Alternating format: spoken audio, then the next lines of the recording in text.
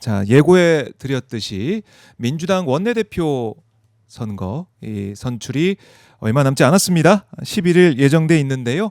민주당에서 4명의 후보가 출사표를 냈습니다. 그중에 이제 처음으로 저희 오마이TV 박정현 스팟 전화 연결을 통해서 인터뷰하실 분은 바로 백혜련 의원입니다. 네, 백혜련 의원 연결해서 말씀을 들어보겠습니다. 의원님 안녕하십니까? 네, 안녕하세요. 네, 반갑습니다. 자, 의원님, 먼저 원내대표 출마하게 된 이유 이거부터 좀 듣고 싶습니다. 네, 지금 생각보다 당이 굉장히 위기 상황입니다. 제가 원내대표 선거 공약으로 첫 번째로 당내 비리에 대한 무관용 원칙을 걸었거든요. 근데 제가 네, 이제 출마 선언을 하면서 사실 다른 여러 가지 소통의 문제, 당정청 일치의 문제 많은 것들을 이야기했는데 음, 그중에서 기자들의 관심은 단연 그 문제에 있었습니다. 그렇죠. 그 말은 뭐냐면 지금 사실은 우리가 생각하는 것보다도 당이 굉장히 위기 상황이라는 것이고요. 음, 이럴 때 새로운 리더십으로 당의 위기를 극복하고 당을 안정시키는 것이 필요하다 이런 네, 생각이 했습니다. 그래서 제가 한번 그런 역할을 해봐야겠다 이런 결의가 서서 원내대표에 출마하게 됐습니다. 그래요. 당의 안정을 이제 강조해 주셨는데 지금 4명의 후보들이 저마다의 뭐 이 경쟁력을 강조하고 있고 또 공약도 내세우고 있는데 우리 백혜련 의원님의 이제 본인의 경쟁력 이거 좀 어떻게 봐야겠습니까? 일단 저는 당에 많은 역할을 해왔거든요. 그래서 음, 뭐 최고위원, 사개특위 위원장, 정무위원장, 뭐 법사위 간사, 뭐 네, 그래서 다양한 역할을 해봤기 때문에 중앙당과 원내에서 일어나는 모든 일들에 대해서 그 방식과 풀어나가는 점들을 잘 알고 있다고 생각합니다. 음, 특히 제 강점이 전국이 가장 막혀있던 순간마다 새로운 방식으로 결과를 이뤄냈던 경험들이 있습니다. 그러니까 첫 번째로 예를 든다면 패스트트랙 기억하실 네, 거예요. 정말로 몇 날 며칠 양쪽에서 대치를 함에도 불구하고 법안 발의조차 하지 음, 못하는 상황이었습니다. 네, 그런데 그때 제가 최초로 헌정사상 최초로 전자 입법 발의라는 전략을 생각해냈습니다. 그래서 음, 전자 입법 발의 하나로 며칠간의 그 패스트트랙 대치를 끝낸 경험을 가지고 있습니다. 네, 그리고 탄핵 국면에서도 그 헌법재판소가 극우 세력들한테 둘러싸여 가지고 굉장히 어려운 상황에 처해 있었습니다. 저희 그때 음, 우리 진보 세력들은 광화문을 중심으로 활동을 하고 헌재합은 거의 극우 세력에게 뺏긴 상태로 있는 상황이었거든요. 네, 그러다 보니까 헌법재판소의 재판관들이나 직원들이 심리적, 정신적으로 굉장히 불안감을 음, 느끼고 위축되고 있는 상황이었습니다. 그러니까 극우 세력들이 뭐 그때 맞아요. 말도 못했잖아요. 거의 네, 헌법재판관 살해 뭐 협박을 하고 막 차가 지나갈 때마다 계란 던지고 뭐 말도 음, 아니었거든요. 그래서 이게 인간인 이상 굉장히 위축이 될 수밖에 없는 그런 상황이었습니다. 그래서 근데 제가 의총에서 이제 광화문만이 아니라 헌법재판소로 가야 된다. 음, 헌법재판소에서 기자회견과 1인 시위를 통해서 네, 우리가 헌법재판소도 함께 장악을 해야 되는데 이런 의견을 냈습니다. 그리고 음, 나서 바로 그 의견을 내고 그 다음날 어, 헌법재판소 앞에 기자회견 때 제가 이제 계란을 맞은 거죠. 맞아요. 계란 네. 맞았던 근데 기억이 그 있습니다. 계란 테러로 인해서 사실 예, 그날 당일 바로 헌재 앞이 정리됐습니다. 경찰들이 음, 계란 테러 사건이 일어났기 때문에 네, 헌재 앞을 완전히 다 정리해 버린 거죠. 극우 세력이 다 쫓겨났죠. 아하, 이제 저지선 밖으로. 예, 그러면서 헌법재판소의 어떤 안정을 찾고 아, 헌법재판관들도 그 판례 선고를 하는 데 심리적으로 저는 굉장히 큰 도움이 됐을 것이라고 생각합니다. 그래서 음, 어떤 이런 막힌 전국에서 네, 새로운 전략, 새로운 방식을 만들어내는데 저희의 굉장한 경쟁력이 있다고 생각합니다. 그리고 음, 지금 저희가 개혁 과제 중에서 가장 중요한 부분이 사법개혁 아닙니까? 사실 네, 검찰, 언론, 사법개혁에서 이제 검찰과 언론 개혁은 어느 정도 마무리가 된 상태고요. 이제 남은 과제가 사법개혁의 문제입니다. 음, 근데 제가 사법개혁과 관련해서는 최고의 전문가라고 자부합니다. 그러니까 초선 재선 때 다 사개특위 간사, 법사위 간사를 했고 음. 이번에는 사법개혁 특위위원장을 맡아서 직접 제가 지금 사법개혁 법안들을 발의해 놓은 상태거든요. 네. 그렇기 때문에 사법개혁을 끝까지 마무리하고 안수할 수 있는 가장 적임자라고 생각합니다.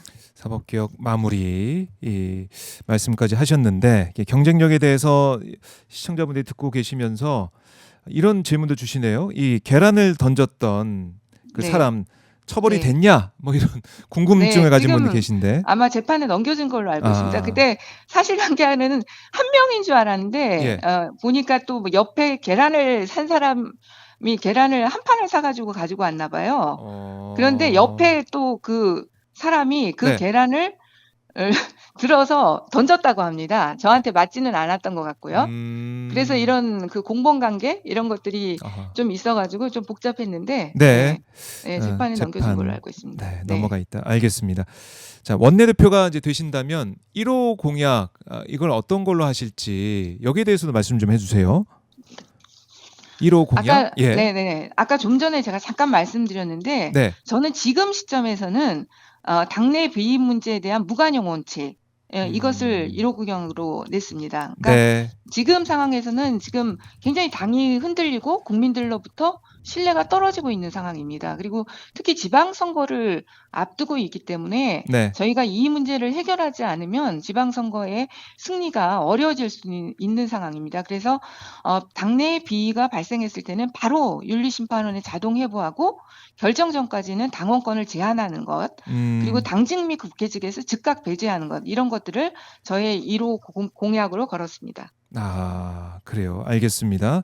당내 비의 의혹 무관용 원칙을 강조해 주셨고, 자 이제 다른 후보들 뭐 진성준 후보, 박정 후보 뭐 자녀 임기까지만 하겠다 이렇게 얘기를 하고 연임하지 않겠다 하는 상황인데 의원님은 어떠십니까?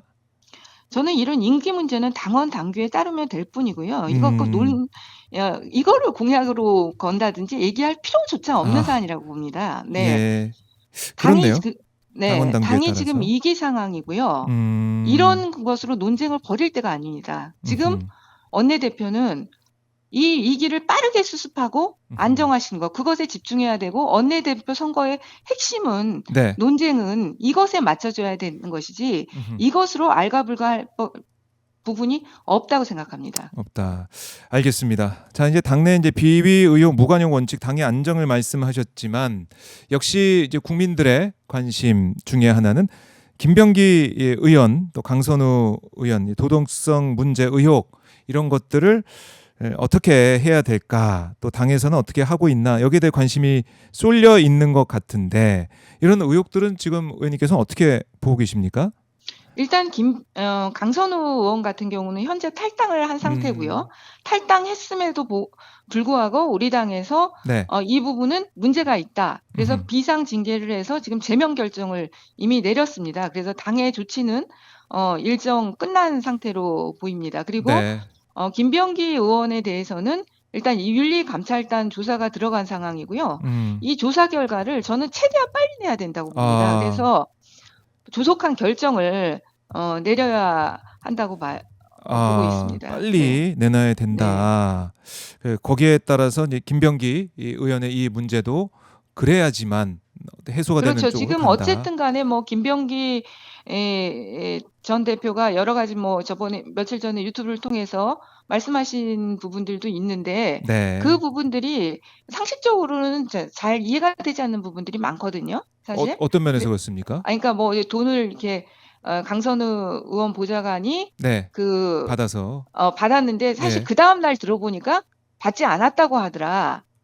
그렇게 그게 확인이 돼서 본인은 그 일을 그냥 진행을 한 것이다. 뭐 이런 취지로 말씀하신 거를 저는 기사에서 봤어요. 근데 네, 그런 부분들이 일반 상식에 비춰서는 그렇게 전날 울면서 돈을 받았다고 하는 말을 들었는데 그 다음 날은 그게 아니라고 확인이 됐다고 하는 것이 상식적으로는 조금 해명 자체가 받아들이기는 받아들이기 어렵다. 김병기 의원. 어려운 부분들이 있잖아요. 그래서 그런 부분들을 빠르게 당의 윤리감찰단에서 조사를 하고 결론을 내야 된다고 생각합니다. 네. 아, 그래요. 이 해명 납득 안 가는 부분이 있기 때문에 윤리감찰단 빨리 결과를 내놔야 된다 이렇게 강조하셨고, 역시 이제 이런 문제들, 이런 우려들 이걸 씻어내기 위해서라도 아까 백혜련 의원이 강조한 당내 비의혹 무관용 원칙, 당의 안정, 이게 또 부각이 될 수가 있겠네요. 언급하신 그렇죠. 지금 약속이.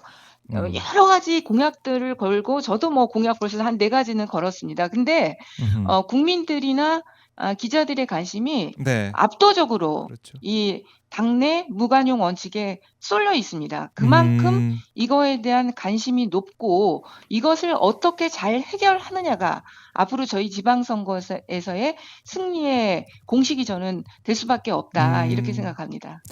알겠습니다. 그리고 이제 기획예산처 장관 후보자 이해운 후보자 논란도 좀 여러 가지 이제 불거져 있는 상황인데 이건 좀 어떻게 보고 계십니까? 지금 내란의 문제라든지 내란을 옹호했던 그런 부분 그리고 음흠. 갑질 문제 네, 이런 부분들이 문제가 되고 있는데요. 1차적으로는 지금 이제 그 이효은 후보자가 사과를 했습니다. 그리고 네, 지금 수요일 날이 청문회거든요. 그러니까 청문회에서 분명히 또 이 부분에 대한 이야기들이 나올 것이라고 생각하고요. 네, 여기서 얼마큼 진정성 있는 사과를 하고 또 국민들께서 이것을 수용하느냐 아하, 이것이 결국 이해운 후보자의 네, 그 청문회 과정에서 음흠. 국민들을 설득할 수 있느냐 아니냐가 문제 해결의 어떤 단초가 되지 않을까 이렇게 봅니다. 예. 지금 뭐 국민의힘에서는 이재명 대통령을 향해서 지명한 거 철회해라 이렇게 주장을 하고 있는데 인사청문회 보고 검증 과정을 거쳐야 된다 이렇게 보시는 거군요. 이미 이제 인사청문회가 이제 음, 뭐 내일인 건가요? 그러니까 그렇게 하루 네, 이틀밖에 남지 않은 상황이기 때문에 지금은 인사청문회까지는 최소한 봐야 된다고 봅니다. 거기에서 명쾌한 해명이 되는지 그리고 또 사과가 국민들에게 수용이 되는지 네, 그 여부를 가지고 최종적인 판단은 진행돼야 된다고 봅니다. 네, 최종적인 판단은 청문회를 거치고 나서 진행이 돼야 된다라는 거.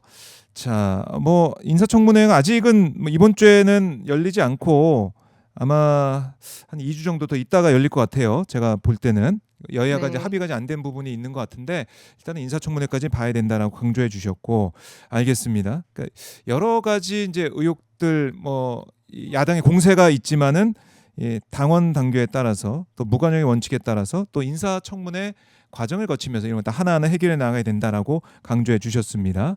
자, 백혜련 의원님 원내대표 출사표를 던지면서 앞으로 많은 분들께서 이제 관심을 가지고 지켜보실 텐데 뭐 이번 주에 토론회도 예정돼 있고 일요일에면 결과 나올 것 같은데 마지막으로 우리 시청자분들께 못다한 말씀이 있다면 꼭 하고 싶은 말씀이 있다면 듣고 마무리해 보겠습니다. 네, 지금 당이 위기 상황입니다. 지금 이런 위기 상황에서는 원내대표의 자질로서 돌파력 그리고 엄중함과 단호함이 필요한 시기라고 봅니다. 네. 그게 저라고 감히 좀 자부할 수 있을 것 같고요. 설 전까지 내란 종식과 개혁 과제들을 완수하고 설 이후에는 민생 경제 행복이라든지 경제 성장 이런 민생의 문제에 집중하면서 네. 지방선거 승리와 그리고 궁극적으로는 이재명 정부의 성공을 뒷받침하겠습니다. 알겠습니다. 의원님 말씀 잘 들었고요. 다음에는 저희 모셔서 말씀을 더 들어보도록 하겠습니다. 네, 감사합니다. 고맙습니다.